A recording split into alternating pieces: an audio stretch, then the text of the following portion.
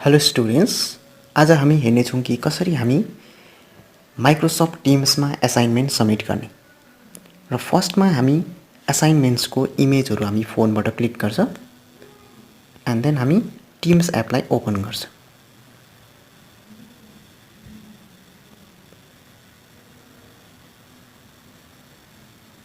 Okay, teams app open भइसकेपछि हाम्रो यहाँ तल बटममा असाइनमेन्ट्स भन्ने ट्याबमा क्लिक गर्छ। ओके, असाइनमेन्ट भन्ने ट्याबमा क्लिक गर्छ। हामी क्लास सेलेक्ट गर्छ र नेक्स्ट क्लिक गरिदिन्छ र हामीसँग यहाँनिर असाइनमेन्टको जति पनि हामीलाई असाइन भएको असाइनमेन्टहरू छ त्यो कम्प्लिट लिस्टहरू हामी देख्छ। ओके, जति पनि हामीले सबमिट गरेको छ त्यो यो कम्प्लिटेड भन्नेमा हामीले देख्छौँ। हाम्रो सबमिटेड असाइनमेन्ट्सहरू यो कम्प्लिटेडमा हुन्छ र जुन चाहिँ हामीले सबमिट गर्नुपर्ने हो यो यहाँनिर असाइनमा हुन्छ। ओके, सो त्यो कुनै पनि असाइनमेन्ट जुन हामीले सबमिट गर्नुपर्ने छ त्यसमा हामी क्लिक गर्छ।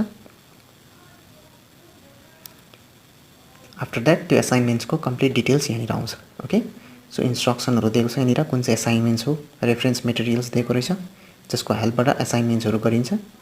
र यो असाइनमेन्ट्स हामीलाई याद भइसकेपछि कुन चाहिँ रहेछ यो कम्प्लिट याद भइसकेपछि हामी एड वर्कमा जान्छ।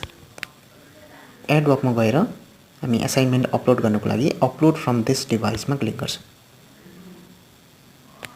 ओके, आफ्टर द्याट हामी ग्यालेरीमा जान्छ आफ्नो असाइनमेन्ट्सको पिक्चर्सलाई सेलेक्ट गर्नुको लागि। ओके, सो हामीले असाइनमेन्ट्सको पिक्चरमा क्लिक गर्यो र यसलाई अपलोड हुनु दिन्छ। ओके, यहाँनिर एउटा ब्लू लाइन आउँदैछ, यो ब्लू लाइन कम्प्लिट भइसकेपछि हाम्रो इमेज अपलोड हुन्छ, असाइनमेन्ट्सको इमेज।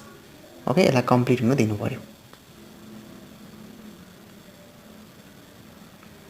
ओके, हामीसँग असाइनमेन्ट्सको अरू पनि पेजहरू छ भने हामी सिम्पली एगेन एड वर्कमा जान्छ र नेक्स्ट पेज जुन छ त्यसलाई पनि हामी इमेज सेलेक्ट गर्छ। Okay, similarly